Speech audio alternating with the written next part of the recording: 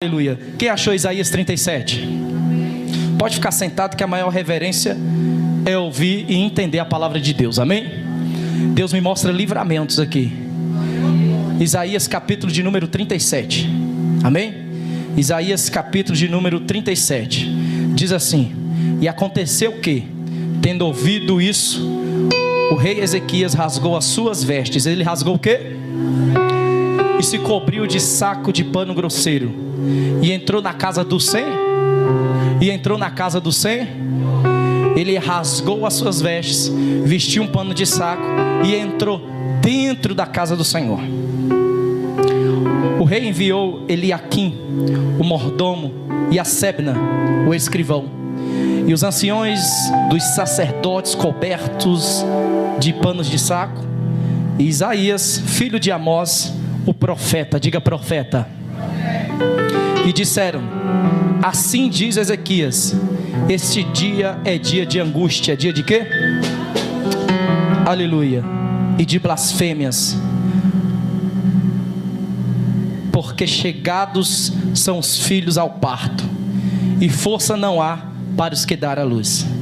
Versos 4: porventura o Senhor teu Deus terá ouvido as palavras de Rabsaque, a quem enviou o rei da Síria, seu amo, para afrontar o Deus vivo, para vituperar as palavras que o Senhor teu Deus tem ouvido?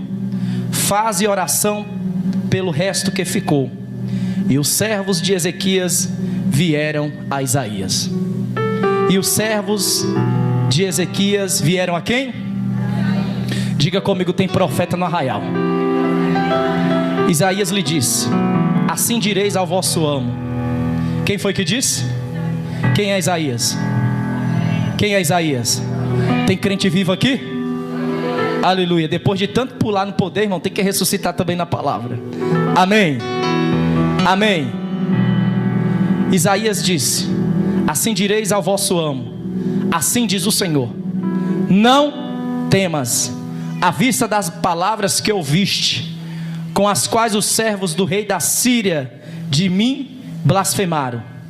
Olha o que o verso 6 diz: eis que porei nele um espírito, e ele ouvirá rumor e voltará para a sua, e falo-ei cair morto a espada na sua. Diga comigo: eu não luto com a força do meu braço, eu não luto com a força dos meus pés, eu não luto com a minha força humana, porque eu tenho um Deus que luta por mim. O Deus de Ezequias está aqui. Cadê você que acredita? Eu ia trazer outra palavra de Noemi, eu ia trazer uma palavra de ajuda, mas o Senhor falava comigo: essa noite a chave que eu libero é uma chave de guerra. Essa noite a chave que eu libero é uma chave de vitória. Essa noite a chave que eu libero, a terra não pode liberar, quem libera sou eu. Quem crê, diga amém. Essa noite, enquanto a minha igreja estiver com a mão levantada, eu vou colocar uma chave que o homem não coloca. Eu vou colocar uma chave que o exército não coloca. Eu vou colocar uma chave que o rei não coloca. A chave é de vitória, a chave é de milagre. E o Senhor está dizendo mais ainda: não é amanhã, é hoje. Não é de semana que vem, é hoje. Nessa semana tudo vai ser destravado. Nessa semana tudo vai ser quebrado que tem te impedido. Nessa semana eu entregarei na palma da tua mão. Mas para isso você tem que se humilhar como Ezequias se humilhou. Mas para isso você tem que entender que você tem que rasgar as suas vestes. Joel disse assim: pastora Sara, não rasguei as vossas vestes e não vesti pano de saco como forma de humilhação, porque as pessoas rasgavam as vestes, vestia pano de saco, mas o coração estava imundo, mas o coração estava sujo, mas o coração estava corruptível. Não rasgai somente as vestes, rasgai o vosso coração, rasgai a vossa alma, rasgai por dentro, porque ainda hoje reparácia. Amém. Tem pessoas que rasgam as vestes somente de aparência. É um povo que se humilha somente de aparência. São pessoas que vêm para a igreja, mas quando chega dentro de casa é mais usado pelo demônio do que pelo Espírito Santo dentro da igreja.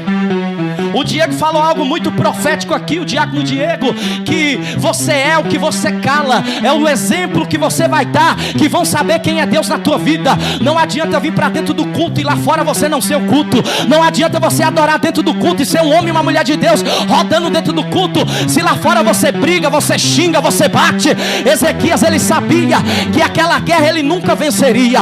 Esse Senaqueribe, ele tinha um exército de 185 mil soldados, pastora Olga. Quantos soldados? 185 mil, fora os outros. Os 185 mil, irmã Elaine, eram os mais preparados, os mais capacitados para a guerra. E ainda tinha outros, ou seja, Ezequias estava longe de ganhar aquela guerra, mas ele não desesperou para o homem, ele não abaixou a guarda para o homem, ele não se humilhou para Senaqueribe, ele não se humilhou para influências de reino, ele se humilhou para a presença do rei que servia aquele reinado.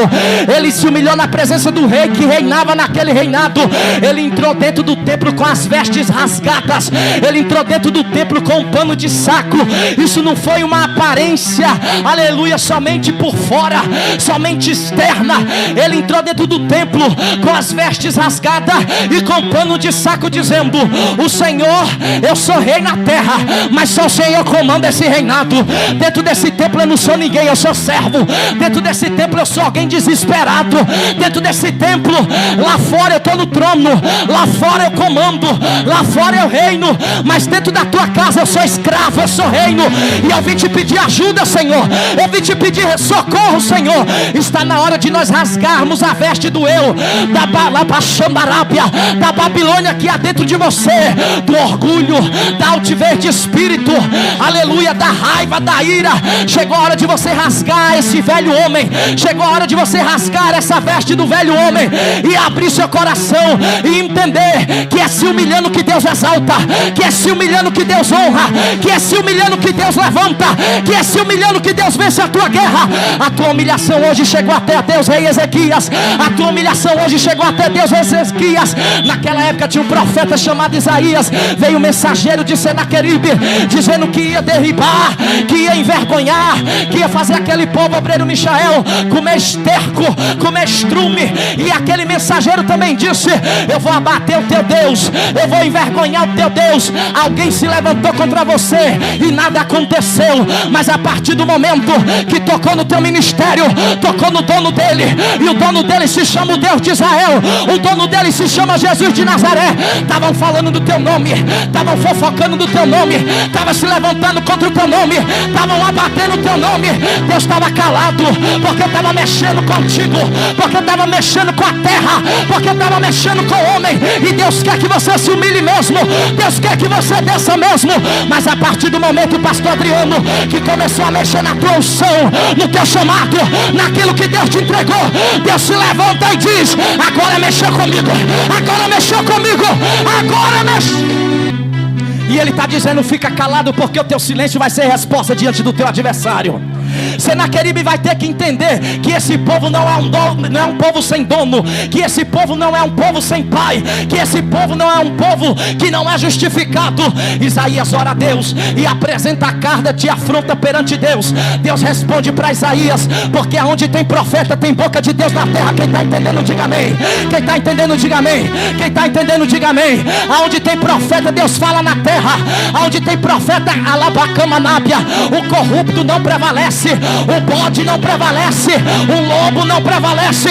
Onde tem profeta enviado por Deus, quem prevalece é a palavra, quem prevalece é a vontade de Deus, quem prevalece é a voz de Deus na terra. Estão querendo ludibriar as pessoas, estão querendo enganar, ameaçando, dizendo que elas não vão conseguir.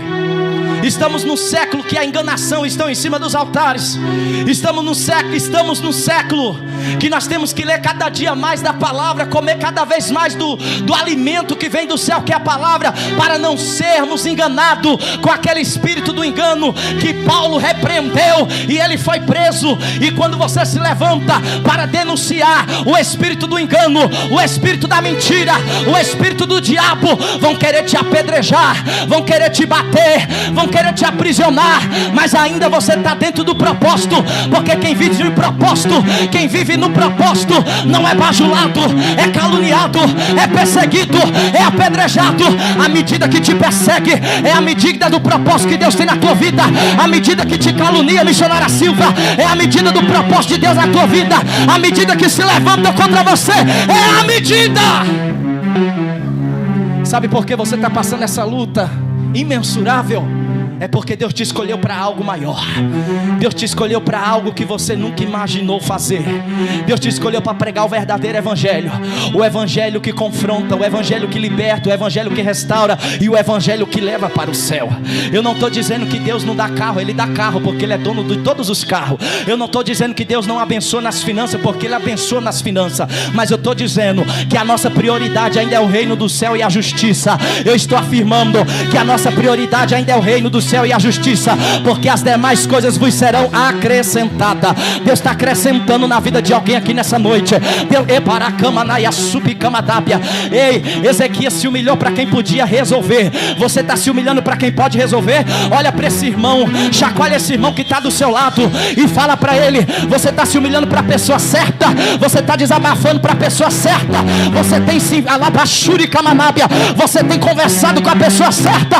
Pastor, quem é a pessoa certa? Será que é o meu pai? Não é o teu pai. Será que é a minha mãe? Não é a tua mãe. Será que é o meu irmão? Não é o teu irmão. Quem é a pessoa que vai resolver? É o Deus de Israel. De Mateus capítulo 6 verso 6. Entra no teu quarto, fecha a tua porta, entra no secreto e ora, porque tudo que você orar em secreto, Deus te honrará em público. O teu pai está ouvindo a tua petição nessa noite. O Pai está ouvindo petições aqui nessa noite. O Pai está respondendo petições aqui nessa noite. Quem está entendendo, diga amém. Quem está entendendo, diga amém. Quem está entendendo, diga amém. Quem crê que Deus está respondendo aquilo que só Ele pode resolver. Isaías volta com uma mensagem que vem do céu, porque Isaías tem conexão direta com Deus. E a resposta de Deus para o rei Ezequias é: essa afronta não é contra você, Ezequias. Essa afronta não é contra o teu povo, Ezequias. Essa afronta não é contra a quem você reina, Ezequias. Essa afronta é contra mim, é contra o meu povo, que eu coloquei você para reinar, que eu permiti você reinar. Deus está dizendo: fica calado, porque ainda esse ano a palavra justiça vai ser batida na tua história. Ainda este ano a justiça será feita. Aquele que se levantou vai ter que entender que teu nome não é bagunça. Aquele que se levantou vai ter que entender que o teu nome não é, aleluia, qualquer coisa. Aquele que se levantou vai entender que quem te chamou garante, que quem te chamou é o Deus de Israel, que faz justiça por você. Quem crê que Deus está fazendo justiça? E eu quero que você entenda que esse Deus aqui não é um Deus de vingança. Diga vingança. Tem gente que tem raiva do próximo e vai orar contrário, orar para matar, orar para adoecer. E isso é antibíblico. Isso se chama oração contrária. Oração contrária não chega diante de Deus, porque quem pega é o próprio diabo. Quem ora contrário contra seu irmão está sendo ferramenta do diabo. Quem está entendendo, diga amém. Quanto mais te perseguirem, mais tu tem que abençoar. Quanto mais te amaldiçoarem, mais tu tem que abençoar. Quanto mais tentarem denegrir a tua imagem, você tem que dizer: Jesus, tira a cegueira dos olhos desse irmão, para que ele venha enxergar que o propósito é só um, e o propósito é o céu.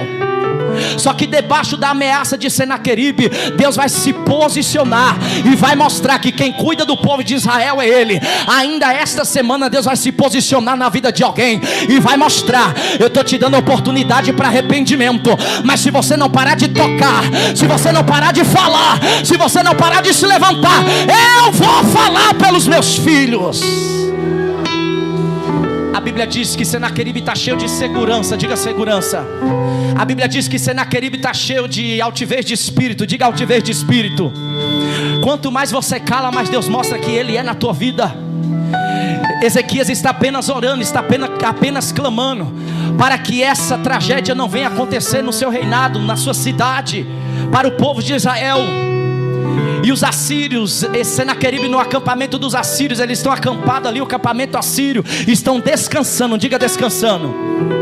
Estou resumindo, mas a Bíblia diz que aonde ele passa, nas sinagogas e nas províncias, eles matam, eles vencem, eles tomam. Toda aquela guerra que eles travam, eles vencem, porque eles têm poder de guerra como ninguém tem naquela região. Eles têm poder de combate como ninguém tem naquela região. E eles estão ali derribando, eles estão ali envergonhando, eles estão ali matando. Só que eles chegaram diante de um povo que é protegido. Eles chegaram diante de um povo que ora.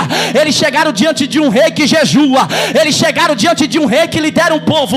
E esse rei, ele se humilha. Quem se humilha na presença do Senhor, Deus responde. Quem se humilha na presença do Senhor, Deus guerreia. Quem se humilha na presença do Senhor, Deus faz o impossível acontecer. A tua humilhação está gerando um grande efeito nessa noite. Você sabia que a tua humilhação não é em vão? Você sabia que a tua oração não é em vão? Que Deus, ele está estabelecendo vitória, pastora Olga. Tem gente que chegou aqui chorando, mas vai sair daqui sorrindo. Prepara, porque vai chegar a notícia de justiça. Eu vejo a palavra justiça. A chave que está sendo liberada hoje é a justiça. Quem crê, diga amém. Justiça, justiça, olha a chave da justiça. Olha a chave da justiça. Quem mexeu com você, mexeu com Deus. E Deus vai te justificar, Ezequias. A Bíblia diz que no acampamento dos assírios, Bruno, desceu um anjo. Quantos anjos? Quantos anjos? Quantos anjos, missionária Kênia? E matou, e fez o quê? 185 mil soldados em uma noite. Quantos? 185 mil, fora os outros, que também era bom de guerra.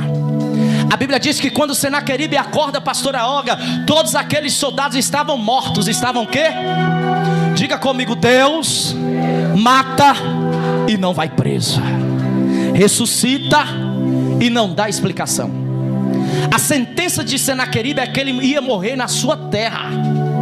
A sentença de Senaqueribe é que ele ia morrer lá com seus filhos. Sim ou não? Foi isso que a gente leu? Deus está dando sentenças na terra durante esse ano.